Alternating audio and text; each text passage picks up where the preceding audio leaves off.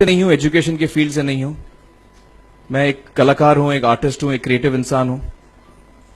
और आप लोग बेहतर जानते हैं एजुकेशन के बारे में। इतने साल से आप एजुकेशन चला रहे हैं।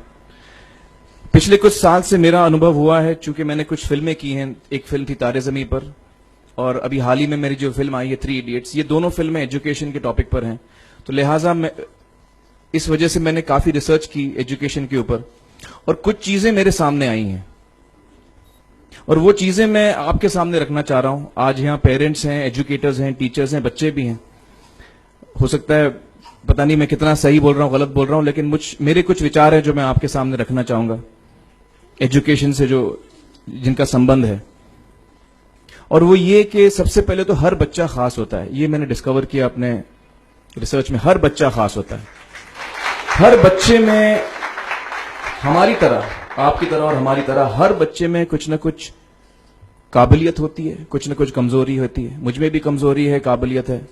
आप में भी कुछ न कुछ काबिलियत और कमजोरी है, और हर बच्चे में कुछ न कुछ कमजोरी और काबिलियत होती है। और हमें as parents, as elders, as education system, हमें हर बच्चे की खासियत को पहचानना है, उसे मदद करनी है। उसकी क्या खासियत है, उसका क्या दिल चाहता है, उसे किस चीज में खुशी मिलती है, वो हमें उसको हेल्प करना है कि हम उसको वो ढूंढ सके, और उसमें हमें सपोर्ट करना है। और जो उसकी कमजोरी है उसमें हमें उसको सपोर्ट करना है। मुझे अक्सर एजुकेशन इंस्टीट्यूट्स मुझे बोलते हैं कि हम हमारे स्कूल में सारे बच्चे पास होते हैं, हमारे स्कूल में सारे बच्चे फर्स्ट आते हैं, या हम जो बोर्ड एग्जाम है उसमें हमारे सारे बच्चे पास होते हैं। मुझे एक सवाल पूछना है कि हमारे कितने बच्चे खुश हैं? सबसे बड़ा सवाल मेरा ये है, how many of our children are happy? और वो जो हैप्पीनेस क्वोशेंट है ना, वो मेरे लिए सबसे अहम है। क्योंकि देखिए, पढ़ाई लिखाई तो हम सीख ही लेते हैं। जब मुझे कोई चीज सीखनी होती है तो मैं कुछ ना कुछ करके सीख ही लेता हूं। हमारी फिल्म 3 इडियट्स जब रिलीज होने वाली थी, रिलीज से पहले हमने कई स्क्रीनिंग्स रखे थे, टेस्ट स्क्रीनिंग जिसको हम कहते हैं, जिसमें कि हम ऑडियंस, जैसे आप लोग हैं, उनको बुलाते हैं, फिल्म दिखाते हैं, उनसे पूछते हैं कि फिल्म कैसी लगी। ऐसे एक टेस्ट स्क्रीनिंग हमने किया था। बंबई में एक फैक्ट्री में कारीगर लोग काम करते हैं, तो करीब 25-30 कारीगर आए थे उस स्क्रीनिंग में। स्क्रीनिंग के बाद उनका एक कारीगर था, उसने मुझसे एक सवाल पूछा। उसने मुझसे ये पूछा, आप लोगों ने फिल्म देखी है 3 इडियट्स? उसने मुझे एक सवाल पूछा जो बहुत कमाल का सवाल था। उसने मुझे ये सवाल पूछा कि सर, पिक्चर के अंत में हमें पता लगता है कि आप तो रणछोड़ दास थे ही नहीं, रैंचो तो थे ही नहीं आप, तो सर्टिफिकेट तो आपको मिला नहीं, वो तो जावेद जाफरी को मिल गया। तो आप इतने बड़े साइंटिस्ट कैसे बन गए? इतने बड़े पेटेंट्स, 400 पेटेंट्स, जापानी लोग आपके पीछे पड़े हैं, तो आपको सर्टिफिकेट तो मिला नहीं, तो आप इतने बड़े साइंटिस्ट कैसे बन गए? बहुत ही अहम सवाल है ये, बहुत ही इंपॉर्टेंट सवाल है। और ये जो मुद्दा है उसके हार्ट में जाता है ये, कि जब मैं एग्जाम के लिए रट के जवाब देता हूं और वो जवाब में मुझे नंबर मिलते हैं और मैं पास हो जाता हूं, तो मेरे हाथ में एक पर्चा आता है जो मुझे कहता है कि मैं पढ़ा लिखा हूं। लेकिन वाकई में पढ़ा लिखा हूं या नहीं, ये अभी तक हमको श्योर मालूम नहीं है। लेकिन जब आप नॉलेज चाहते हैं कि आपको मिले, विद्या मिले आपको, तो फिर वो कागज का मायने कुछ होता नहीं है। तो मैंने उसको जवाब में 2 सवाल पूछे। मैंने बोला उसको कि भैया, आपको क्या लगता है मैं अच्छा एक्टर हूं? उसने बोला हाँ, देश भर में आप सब लोग मानते हैं आपको, आप अच्छे एक्टर हैं। मैंने उससे कहा कि भैया, मेरे पास कोई सर्टिफिकेट नहीं है जो कहता है कि मैं अच्छा एक्टर हूं। मेरे पास कोई कागज नहीं है जो मुझे बोलता है कि मैं अच्छा एक्टर हूं। मैंने फिर उससे एक सवाल पूछा कि मैंने सुना आप बहुत अच्छे कटर हैं, आपके जो बॉस मुझे बताते हैं कि आप उनके मेन कटर हैं और आपकी बड़ी इज्जत करते हैं वो। आपके पास कोई पर्चा है, सर्टिफिकेट है जो मुझे बताता है कि आप कटर हो? उसने बोला नहीं सर। तो मैंने बोला आपका जवाब आपको इधर ही मिल गया।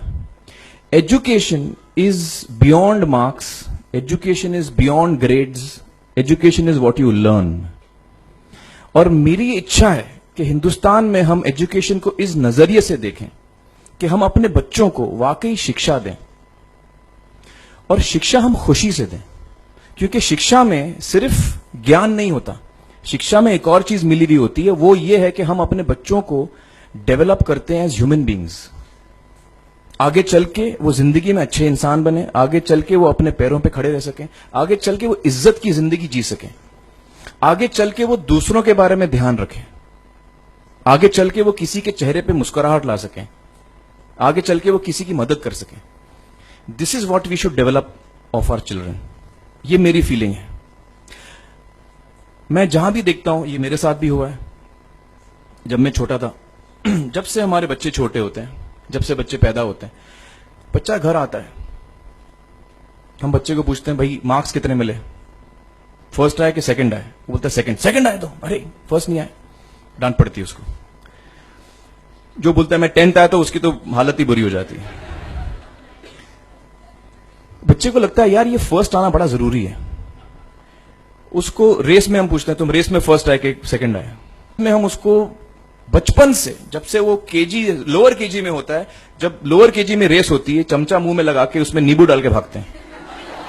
उसमें भी हम बच्चे को पूछते हैं अरे मेरा बेटा फर्स्ट आएगा, लाओ बेटा मेरा फर्स्ट आना। मतलब पेरेंट्स चिल्ला रहे हैं बेटा भागो, मतलब नींबू लेके भागो।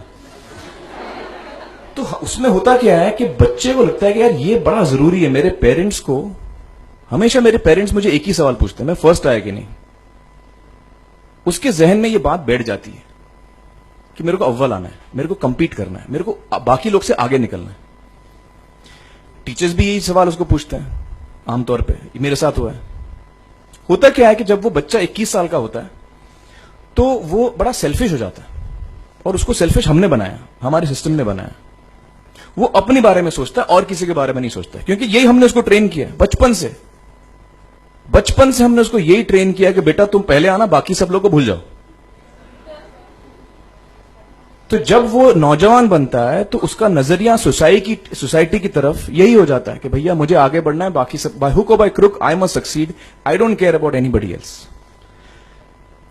मेरा ये दिल कहता है, मेरा ये दिल चाहता है कि अगर हम जितने यहां पेरेंट्स हैं, एडल्ट्स हैं, यंगस्टर्स हैं जो कल जाके पेरेंट्स बनेंगे, अगर हम अपने बच्चों को ये सीख दें जब वो छोटे हैं, जब वो घर आए हम उसको ये सवाल पूछें, ये नहीं पूछें कि मार्क्स कितने मिले, उसको ये पूछें कि बेटा आज तुमने किसकी मदद की, आज तुमने किसके चेहरे पे मुस्कुराहट लाई। अगर हम उसको ये पूछें तो उसको ये लगेगा कि यार जरूरी ये है। मेरे पेरेंट्स मुझे हमेशा ये पूछते हैं, मार्क्स का तो कभी पूछते नहीं, वो मुझसे ये पूछते हैं कि भैया तुमने किसको हेल्प किया आज। तो हेल्प करना लोगों को, लोगों के बारे में सोचना, लोगों के चेहरे पे मुस्कुराहट लाना, ये मेरे पेरेंट्स के लिए बड़ा इंपॉर्टेंट है। साइकोलॉजिकली वो इस चीज के साथ बड़ा होगा, स्कूल वही जाएगा, पढ़ाई लिखाई वही करेगा, वो उसका नजरिया थोड़ा बदल जाएगा। जब वो बच्चा नौजवान बनेगा, 21 साल का होगा, और सारे बच्चे उस उम्र के जब 21 साल के होंगे, हमारी सोसाइटी चेंज हो जाएगी। क्योंकि तब हमारी सोसाइटी में ऐसे नौजवान होंगे जो खुद के बारे में नहीं सोच रहे, दूसरों के बारे में सोच रहे हैं। तो मुझे लगता है कि सबसे बड़ी चीज जो हमारे एजुकेशन सिस्टम में मैं देखना चाहूंगा, जो मैंने अपने स्कूल लाइफ में नहीं देखी, कि हमको ये अहमियत इस पे दी जा रही है कि हम अपने आसपास के बच्चों को कितना हेल्प कर रहे हैं। ये एक बहुत बड़ी तब्दीली अगर आ जाए तो मुझे लगता है कि हमारा देश बहुत सुधर सकता है, बहुत बदल सकता है, हम बहुत